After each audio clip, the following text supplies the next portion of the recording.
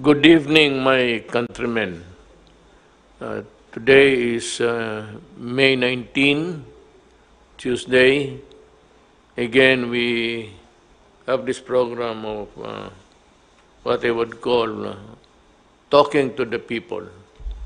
Nakikiusap ako sa inyo sa lahat ng bagay at I want you to know, gusto ko malaman na ang ginagawa namin ano ang ginagawa namin para sa inyo. So, marami ang tanong dito. Let's start with yung pinakahinog na issue ngayon. I think Secretary Lopez of the Department of Trade will give us the facts and figures. Go ahead. Okay. Magandang gabi po, Mr. President, Senator Bongo, fellow members in the Cabinet. We are pleased to report to you, Mr. President, following your directive na i-balance ang health concern and the economy, and that we need to, again, bring back the jobs para magkaroon uli ng income ang ating mga kababayan. Unti-unti pong binubuksan ng ekonomiya. Ayaw din po nating biglain dahil po baka biglang kumalat at magkaroon ng second at third wave. Yun po yung isang magandang balita ay yung partial opening. What we have to specify po as workers are getting back to work, para ho mawala ho yung confusion ng ating taong bayan, ay isa ho kasing kumakalat na balita ay nire-require daw ang mass testing. Itetest ang lahat ng workers bago sila makapasok. Time and again, inuulit po namin ang DTI DOLE, kasama po ang DOH, naglabas po kami ng guidelines, ng protocol on what should be followed by companies as they accept back the workers. Among other things, yung mga social distancing, wearing of face mask, sanitation, so nakalagay po yun doon.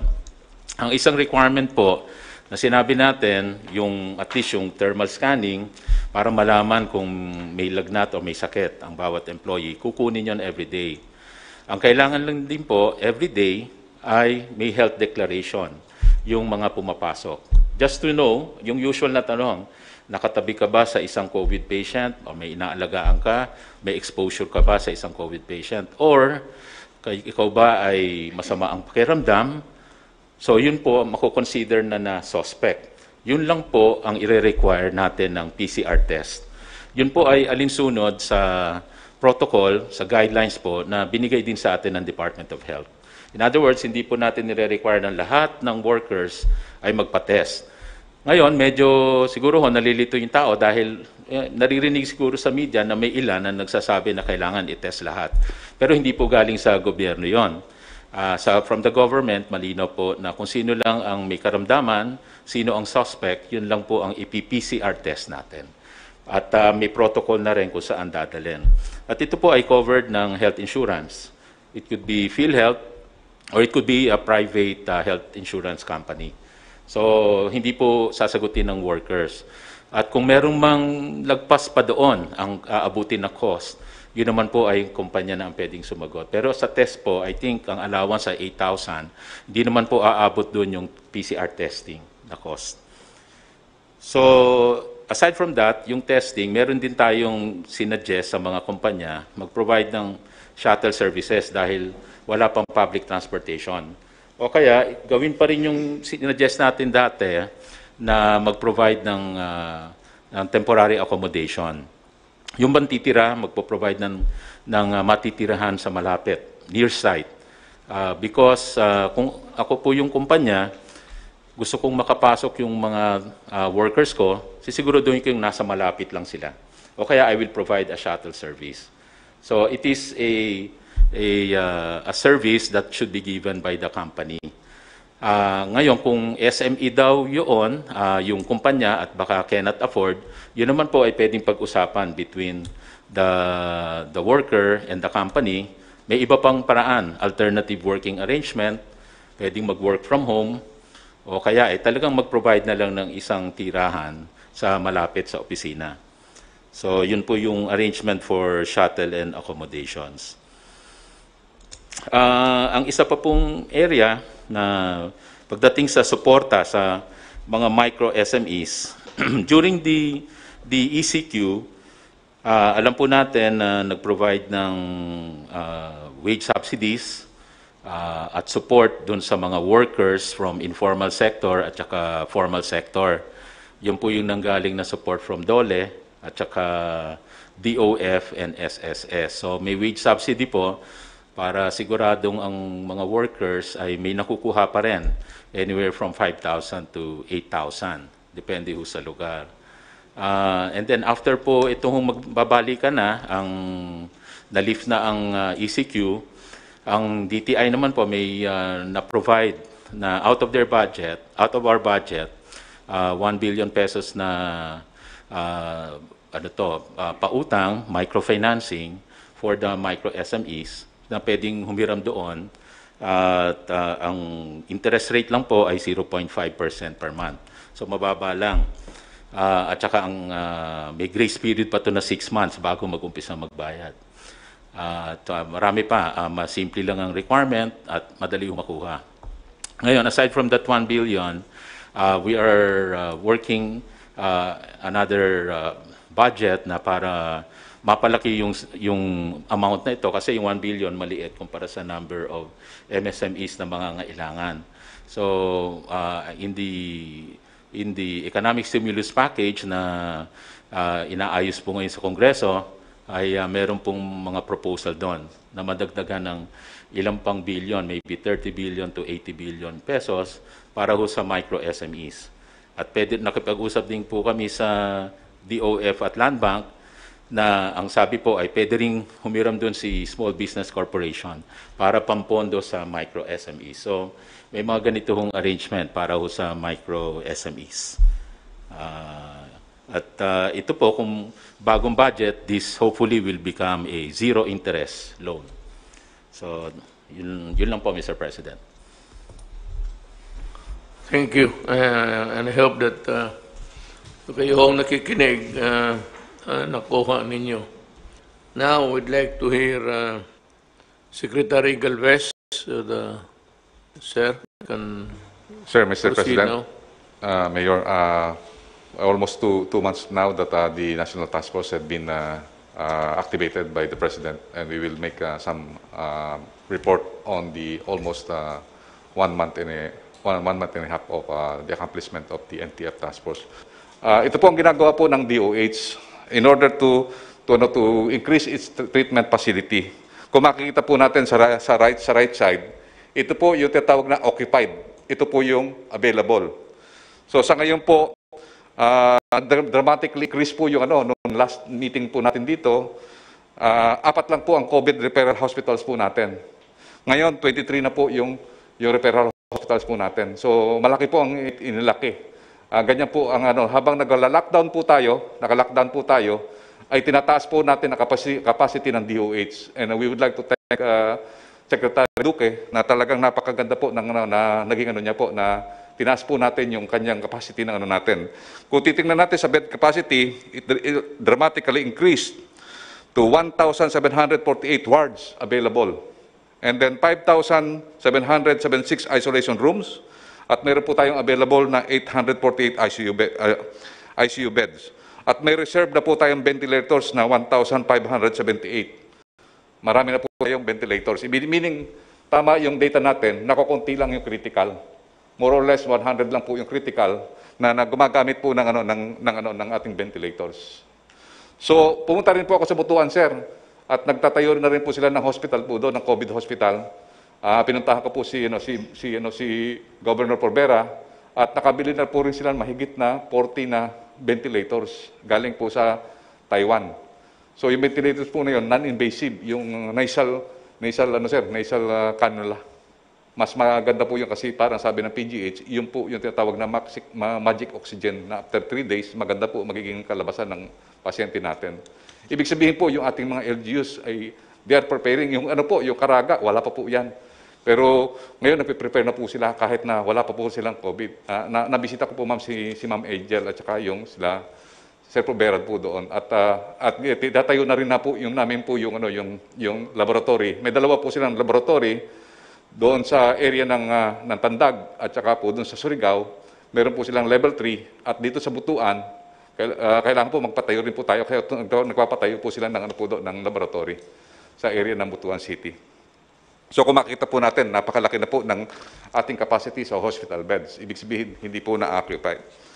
And then ito pong PPE po, ito po ang isang malaking issue na dati. Dahil kasi nakita po natin nung dati, mahigit na 17 doctors ang namatay. Pero po, nung nag-procure po ang DOH ng 1.8 billion na PPE, nandito na po sa atin ngayon yon. Mabilis po yung ating PSDBM. So sa ngayon po, nakapag-distribute na po tayo ng 603,000 sets of PPE. Meron pa po tayong for distribution ng 230,000. At saka yung 200,000 po, doon namin po binaba sa Davao City. Para at least, yun na po ang distribution point. Na sinasabi po nyo, we want to accomplish your guidance na magkakaroon lang po tayo ng mga malalaking dipo at ihatid na lang po ng chopper o kaya ng mga sakyan ng military kung saan man i-distribute yung ating mga PPE. So yung PPE po natin sa Davao, 200,000 po yun. I-distribute po yun po sa lahat sa Mindanao wide. Ang kagandahan rin po ay ang ating 3 million PPEs ay nag-start na rin po mag-deliver. So ngayon po, meron na po tayong 250,000 PPE na nandiyan po sa port. Dumating na rin po. So meron na po tayong reserve na more or less 600,000 na PPE po. So darating po yung mga in tranches. So ngayong May, baka yung part ng 1 million ay mabubuo na po natin ngayong May. So mag-stabilize na po ang ating PPE. Kung titingnan po natin, mula nung nagbigay po tayo ng PPE, wala na pong namamatay na doktor since May. I believe since May, we would like to report to you na we were able to preserve our frontliners. Yun po ang guidance niyo po sa amin na we have to preserve our doctors and our medical personnel. So sa ngayon po, ito po ang medyo malaking problema po natin. Mr. President, I would like to inform you na malaki po problema po natin sa returning OFW. Kasi po, sa ngayon po, more than 27,000 na po nandito sa Manila. At mayroon pa pong darating na 42,000 this coming May and June. So, ma-overwhelm po yung ating mga hotels. Sa ngayon po, si General Lorenzana, kinausap niya po ang maritime industry, kasama po ang mga ibang agencies, at isinosolve na po natin yung ating problema sa OFWs. And he directed DOTR, he directed also OWA and also the Marina to immediately release all the OFWs that had been tested negative. So ito po yung result ng po natin next. So sa ngayon po, meron na po tayong more or less 30,000 na OFWs na test. Yung result ng test ng Philippine Red Cross is 22,432. At sa 22,432 po nito, ay 465 po ang nag-positive. Kung hindi po natin pinCR po itong 465 po nito, itong magiging parang second wave. At kawawa po ang ating mga LGUs, lalo na po yung mga hindi at walang alam at saka walang PCR doon po sa area at saka wala pong facilities. So ito po, maganda pong dahil kasi nahuhuli po natin kung sino yung nagiging positive.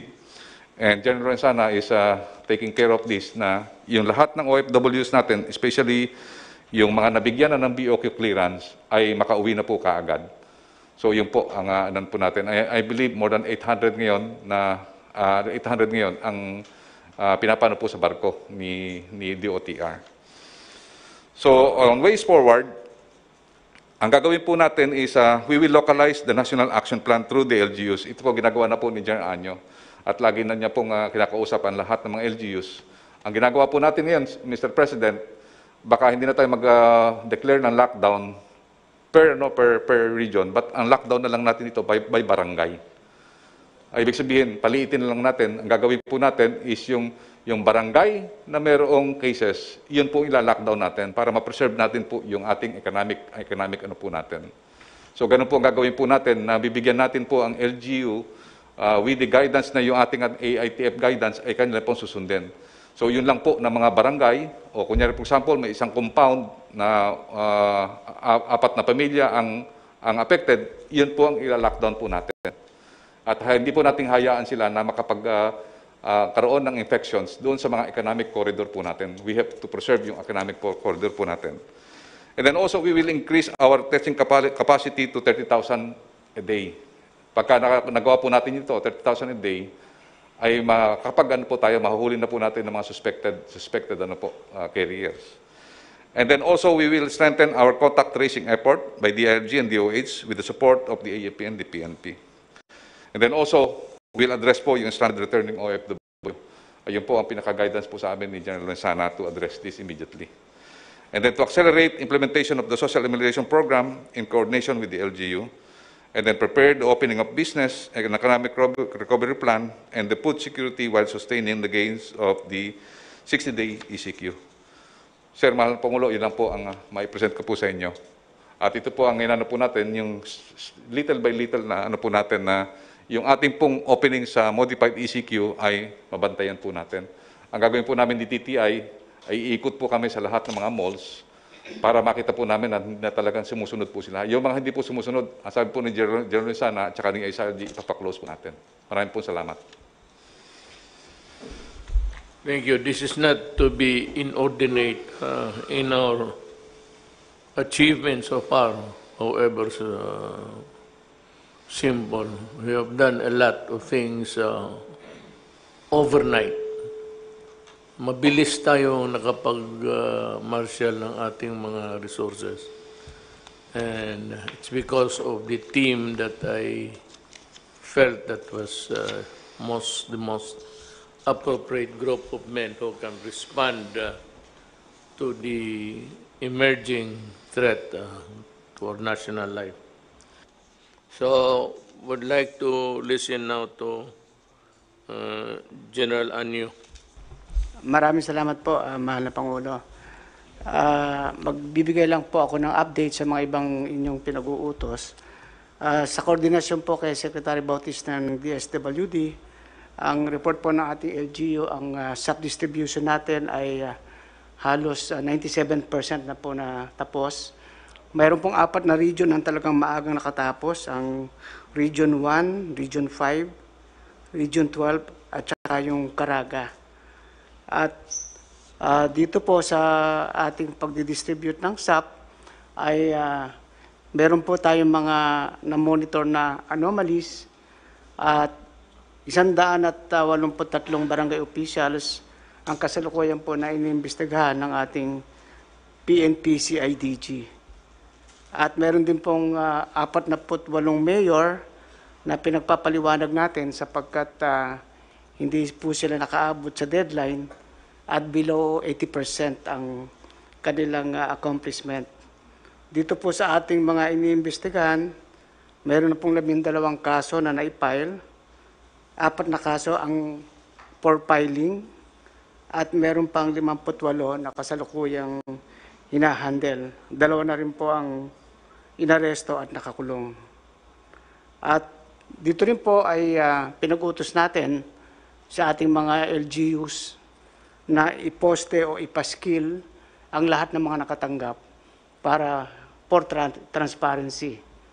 At meron din po tayong mga report na nakatanggap ng doble at ayon sa inyong pag-uutos, ipapaskill din po natin itong nakatanggap ng doble at hinihimok natin na hanggat maaga ay isoli nila itong mga natanggap ng dobling benepisyo para naman ang ibang kababayan natin na hindi pa nakatanggap na siya natin bibigyan ng priority para sa second tranche.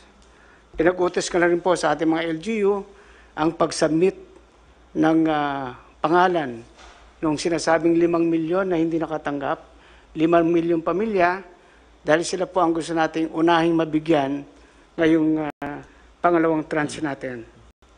Ang ating pong mga LGU at kasama ang kapulisan at ang kasundaluhan ay handang-handa dito sa papatupad ng ating bagong idineklara ng mga modified ECQ at saka GCQ areas. Nakapag-adjust na rin po sila at kasalukuyan namang iniimplemento. At doon po sa sinabi kanina ni Secretary Mon Lopez, ay nagbigay din po tayo ng advisory sa ating mga LGU na hindi requirement ang mandatory testing sa mga empleyado para sila o bago sila pumasok. Pwede sila mag-conduct ng screening, diagnostic, pero hindi naman mandatory ang testing para po ito sa kalinawan ng lahat. Yun lamang po, mahal na Pangulo.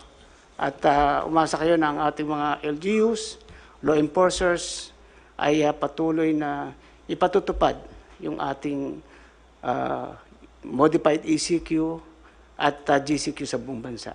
Salamat po. Thank you, General Anyo. Nakita ho naman ninyo, mga kababayan ko, sa panahong ito, lalo na, sa umpisa pa lang nagsabi na ako ng prangkahan na wag ninyong haluan ng kalukuhang mga programa nito sa COVID kasi kailangan ito at marami talaga ang nangangailangan ng tulong. At sinabi ko sa inyo, hindi ko kayo papatawarin pag nagkamali kayo dito. So the law is the law is the law. A rule is a rule is a rule. And when you begin to mess up with the law, talagang ginagarantiya ko sa inyo na makukulong talaga kayo. I will see to it that you go to prison for your, sabang tawag nito, kalokohan ninyo. Ayaw ko magmura ng tao. It's not the time, but you know. Isa sa inyo yan, ginawa ninyo. I'd like to hear sa Secretary about this stuff, please. Maraming salamat, Go mahal na ahead, Pangulo. Tama po yung sinabi ni Secretary Anyo na mataas na po ang percentage ng physical accomplishment at the same time yung financial accomplishment. Yung minention niya kanina, 97%. Ang maganda po rito, mahal na Pangulo, ay marami din talagang mga nagsole na mga beneficiaries dahil alam nila na nadodoble. Isa ring magandang balita ay may mga syudad at probinsya na parang ayaw na nilang magbigay ng listahan ng mga left out. Ito yung mga waitlisted. Ito yung binabanggit ni Secretary Anyo na meron tayong 5 milyon na galing sa listahan ng mga LGU. Pero nabanggit ko kanina, meron din talaga mga lugar na sabi nila, with their own resources na kanilang LGU, bahala na sila kung saan nila kukunin yon, basta hindi na sila magsasubmit pa ng list ng mga karagdagang mga hindi nakatanggap ng benepisyo. Other than yung sa SAP na aming pinopokus ngayon, tuloy-tuloy pa rin yung programa ng DSWD, mahal na Pangulo. Gusto ko lang i-mention yung pagbabayad natin ng ayuda, yung stipend ng mga indigent senior citizen o yung under the SOCPEN na program. In fact, nakapagbayad tayo ng 1.03 million at the amount of 3.07 billion pesos. Sa mga immediate assistance naman, sa mga kababayan natin who are in need in crisis situation, nakapagbigay po tayo ng ayuda ng 65,333 na benepisyaryo. Ito po, Pangulo, kasama dito yung mga sinasabi natin mga students, construction workers, factory workers, yung mga seafarers, OFWs, mga Grab food drivers, mga stranded individuals, at saka yung mga iba pa, mahal na Pangulo. Nakita namin noon na magkakaroon talaga epekto yung psychological impact ng mga tao with regards sa COVID. Kaya nakipartner kami sa United Registered Social Workers Ang purpose nito ay magkaroon ng psychological first aid and psychosocial services. Ito, Pangulo, ay helplines, no, by phone. Ang konsepto nito ay parang may online counseling relative sa gender-based violence, child abuse, and mental health cases. So, ibig sabihin ito, through phone, makokontakt nila yung mga academe and social worker practitioners. Ito mga volunteers to. Kaya pag tinawagan sila ay pwede sila magbigay ng advice sa mga apektado ng COVID-19.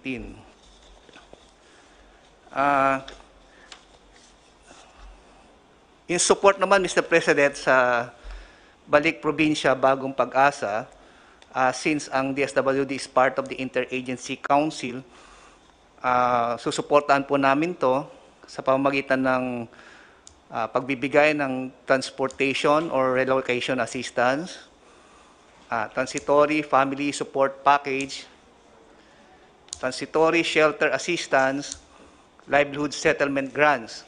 Ito, mahal na Pangulo, in the form of a cash. Pero depende pa rin to sa case management doon sa mga pamilyang magbo-volunteer na bumalik sa probinsya.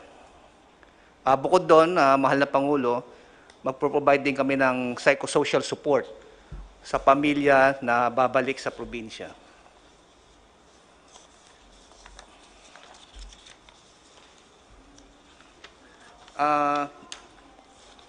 Tungkol naman pa, mahal na Pangulo, sa direktiba nyo na for the second tranche ay hindi na tayo magbababa ng pondo sa mga LGU at gagamitin natin ang AFP and PNP sa pagmamahagi ng ayuda. Meron na kaming initial coordination sa liderato ng AFP at saka PNP para makatulong sila sa pagbibigay ng ayuda, lalong-lalo na sa mga geographically isolated and disadvantaged areas, lalong-lalo na yung mga island barangays and island municipalities. Pero ang magandang mangyayari dito sa second tranche payment ay gagamit po tayo ng digital payments. So apparently, in-expect natin na since merong mga remittance centers, may mga bangko sa mga highly urbanized city o kaya sa mga urban areas, ay mapadali nating may bibigay yung ayuda sa mga benepisaryo. Ito maganda rito kasi bukod sa mapabilis ang pagbibigay ng ayuda, ay wala pang contact sa pagbibigay ng pera, no? Relative also do sa sinasabi nga ng AFP, sabi nila meron na silang actually model na pwedeng gamitin dito sa pagtulong sa DSWD. Ito yung modelo na ginamit nila during the election. Pero i-adjust lang nila to just to mag-tailor fit siya dito sa gagawin nating pagdidistribute ng ayuda nationwide, mahal na Pangulo. So ayun lang po ang update natin. Thank you, Secretary Bautista. So nakita naman po ninyo that we are in the process of gradual opening ng ating movement ng paggalaw ng tao from their place of residence to the place of work. At sa ating ilalim ito ng General Community Quarantine.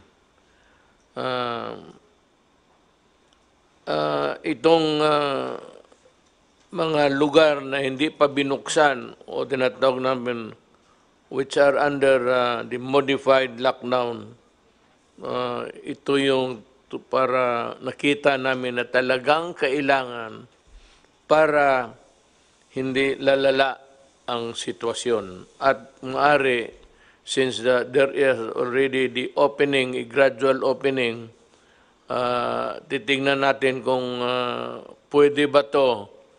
Kasi kung babalik tayo sa dati, if the contamination will be as fast as before, and it will continue to infect yung nakalabas na, then we'll have to just go back to the original the program. But hindi ito nalaman ng mga nandito ngayon. A pharmaceutical called Moderna, I think I heard South Africa or I don't know what is the legal residence of this corporation. But meron na silang tests, tests na showing positive results. Meron ng vaccine, but ang problema, it will be ready, according to them, by 2021 pa. January at the earliest. So kung ganon, huwag ka sanang mamatay hanggang January. Hintayin mo yung vaccine. Pag tinawag ka ng kamatayan, sabihin mo, putang ina ka, umalis ka dyan. Kamay nihintay ako ng vaccine. Hindi ko ba panahon mamatay? Yan ang good news talaga. That is what I was really hoping for, the vaccine. Because ang kalaban ng vaccine, isa lang talaga. It's ang kalaban ng COVID. It's the vaccine that can really fight the infection. Wala nang iba. Yung sariling katawan mo lang. Walang medisina, walang antibiotic. It's the germ nurtured also in your body to fight. Yan ang pag-asa natin. In the meantime, pakiusap ako sa labas, sundin lang po ninyo yung mask at saka yung pag-ubo. Magbili kayo ng panyo, baski yung murahin lang. Tapos, try to cover, kung may sipon ka o ubo ka, try to cover your mouth bago ka, tsaka medyo patagalin mo ng konti, huwag mo kaagad. Siguro, mabuti niya, lunukin mo yung germs na inubo mo para swallow it back so that it will not contaminate others. Wala akong ibang explanation ko. Pag mag-ubo ka, kailan mo tanggalin? Well, ako, what I do, sana ano man yung alcohol kung yun. May magbili kayo ng alcohol na maliit. Yeah. Without, I will not, baliktarin ko lang kasi hindi ako mag-advertise eh. Kaibigan ko pala pero hindi bawal eh. Every time that you feel like touching something or wala mang handshaking, babay-babay mo lang. Kung maggalaw-galaw ka, up down, before you touch your nose, eyes, mag-alcohol ka muna. Of course, it will dry your hands, but that's only temporary. Tingnan mo si Bong, kaya malayo sa iniinom mo pa ata yung bunga.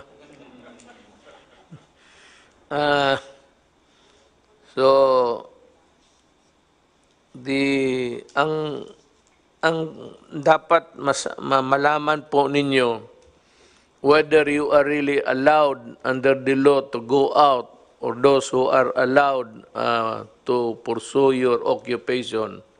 Remember this, the loosening of the restriction, yung ang panluwang ng gobyerno ng restriction does not mean wala na ang COVID. COVID will remain with us until such time that nabakunahan tayong lahat.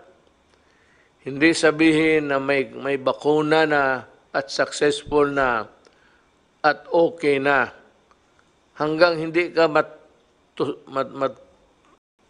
matutukan ng vaccine, you are still in danger. And even if you are really vaccinated, you're still put at the risk if you are not really careful. So, hindi ito ibig sabihin na wala na. Nandyan pa yan. The corona will not disappear. It is here for all time. Kaya lang, kung may bakuna ka na, yung mga anak natin, kita mo, diphtheria, tetanus, kaya yung mga new generation, medyo okay na sila. Nandyan yung virus, but yung virus, yung virus, hindi na pwedeng gumana. Yan ang sekreto dyan kung bakit. Diphtheria noon, marami pang mga sakit. Kailangan na bakuna. But during their time, they were really very lethal. Kaya lang, nung nakaimbento ng bakuna, nandito pa sila, pero lahat naman ng mga anak ninyo, butit nasabi ko na. Meron pang iba sa probinsya na ayaw ipabakuna yung mga anak ninyo. Kindly, yung mga ngayong lahat kayong mga nanay pati tatay, see to it that your children are vaccinated by tetanus, diphtheria, may ubo pa, para wala sila. Yun yung mga deadly na germs noon. Kaya lang, hindi na umuubra ngayon kasi lahat tayo, pati ako na bakunahan na eh. Yan ang ibig sabihin dyan.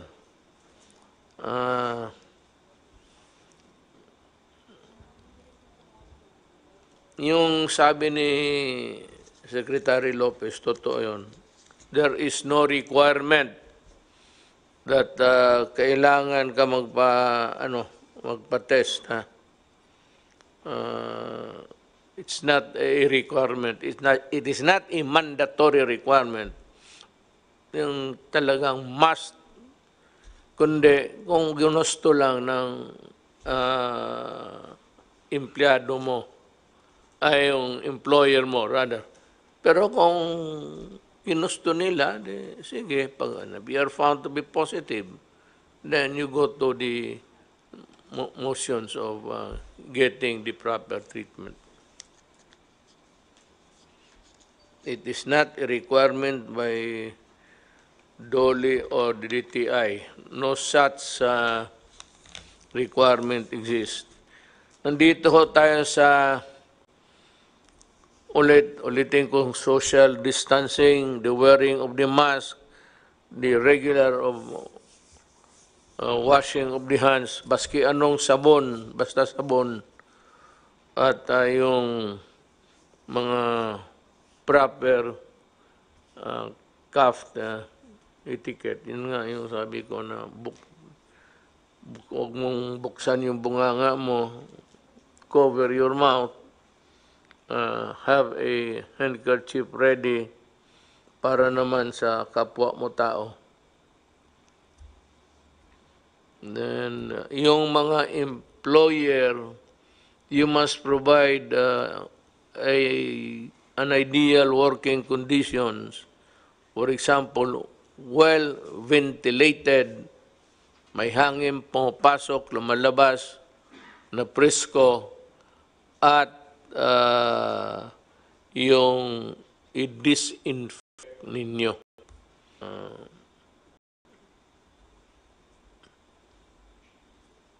Yung nakakuha, sa uli na lang ninyo kasi talagang yariin. The 18 million will be ready, and we are prioritizing the 5 million na hindi nakatanggap. Ngayon, magtipid tayo. Gusto natin na bigyan lahat. Ang problema ho, wala tayong kita. Alam mo naman ninyo, wala nagbabayad ng buwis for all of the months that we were under a lockdown or a quarantine. So, remember that we are short of tax collections. And kayo na ho umiintindi, lahat naman tayo nagdudusa. And hindi naman natin gusto to. Isa pa, I'm looking for money to balikan ko uli dito kasi nag-usapan tayo ng pera na may pera ako pangbili ng vaccine just in case somebody else would beat the Moderna to the vaccine. I think China has already won. We're just waiting for the announcement. Many countries are on the verge of malapit na sila sa vaccine. Naghahabulan, but judging from the time the COVID started up to now, I'm sure that they have made a lot of progress in finding the vaccine. Kahanap na sila. Kailangan may pera ako niyan kasi bili ka agad tayo. May gusto ko nga sana magpabili, pero sabi ni Secretary Dominguez na ayaw niya kasi kung magpabili daw ako ngayon, ang presyo mura kasi it's the buyer's option. Siya yung magsabi kung magkano, hindi naman tayo nagpapabili. Tayo nangailangan. Sabi niya that you'll have would get a bad deal at this time. I agree. But yung akin naman that sana kung magkawala-wala na talaga ng pera,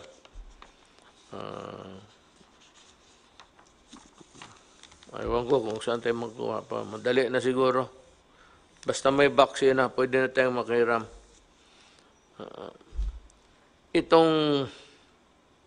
Itong kaso ni Sinas, General Sinas ng sa National Capital Region Commander. Ako yung ayaw na malipat siya. He is a good officer. He's an honest one. And hindi niya kasalanan kung may magharana sa kanya sa birthday niya. At kung yun ang magsabi na nakikita hindi naka-mask, siyempre may mga merienda yan, may pagkain. Alang-alang naman kainin nila pati yung mask. Hindi tanggalin talaga nila. Kainan yun. Hindi ako sangayon. I will not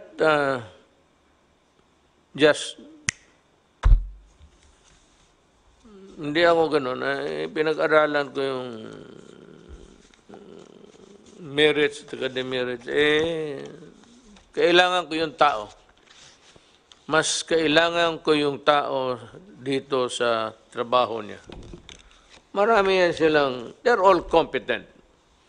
But you know, seniority, it is his time to be there. And I do not believe in just firing him because kinantahan siya ng happy birthday. Maski ako, kita ka, nung birthday ako, walang kumanta sa akin. Ako lang mag-isa. Alam mo, sa totoo lang, ako lang kumanta sa sarili ko. Happy birthday to you, happy birthday to me. Yun lang. Well, kanya-kanyang I'm sure na kung alam ni Sinas yan, hindi siya pumayag. Pero kung nandyan na rin, manyanita nga. Sabi mo, the law is the law. Well, akin na yun.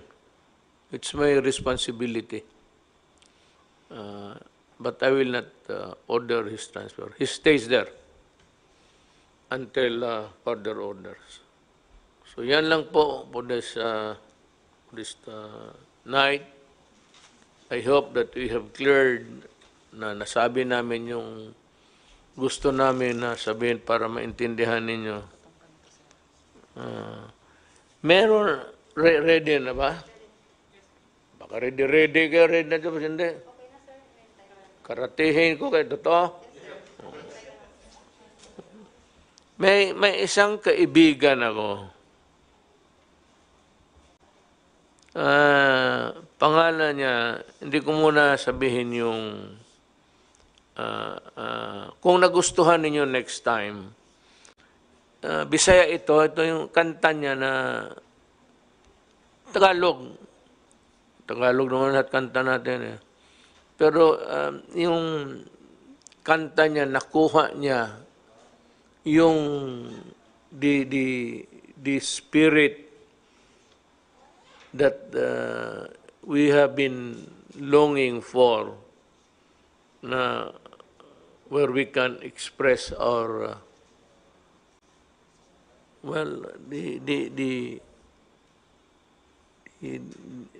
what we feel for the moment. Itugtog daw ninyo.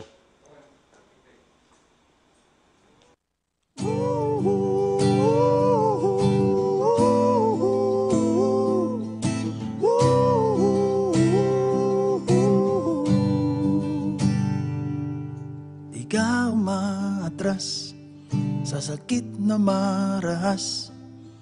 Kailangan mong magpalakas para sila'y mailigtas. Buwis ang iyong buhay, handang matanggap pag ika'y mamatay. Asawa't anak na hindi masilayan, pamilya mong iiwang luhaan. Masdan niyo ang mundo, isip ay mulat, magigising ang lahat. Paglaban niyo ang mundo, kung magkaisa ang lahat, hihilom ang sugat.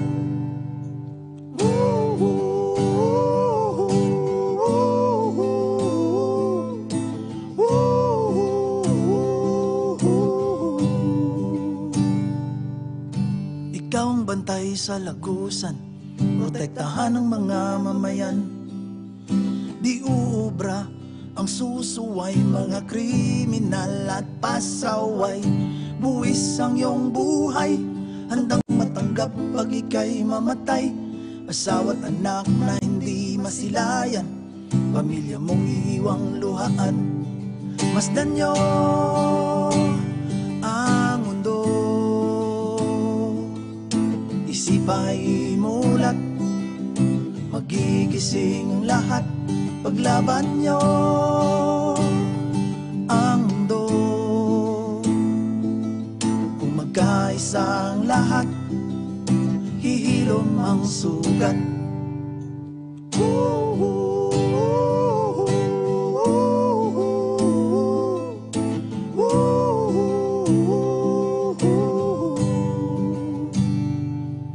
Problemadong liderato, sinasalong lahat na reklamo. Direktibang gabay sa mga tao para lahat di magkagulo. Buwis ang iyong buhay, handang matanggap pag ika'y mamatay. Asawa't anak na hindi masilayan, pamilya mong iiwang luhaan. Masdan niyo ang mundo, isip ay mulat, magigising ang lahat. Paglaban niyo ang mundo, kung magkaisa ang lahat, hihilom hihilom ang sugat.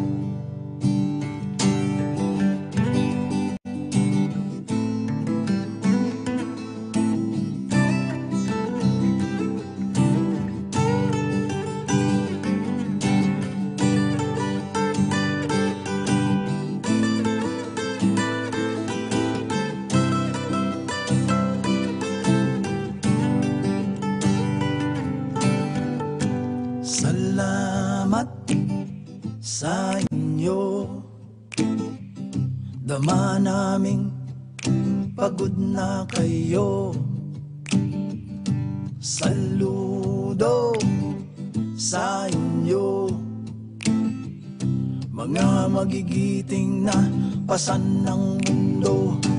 Masdan nyo ang mundo sa inyo. Isip ay mulat, magigising lahat. Paglaban nyo ang mundo sa inyo. Kung magkaisa ang lahat, hihilom ang sugat. Masdan nyo ang mundo. Isip ay mulat, magigising ang lahat. Paglaban nyo ang mundo. Kung magkaisa ang lahat, hihilom ang sugat. Paglaban nyo ang mundo. Kung magkaisa ang lahat, hihilom ang sugat.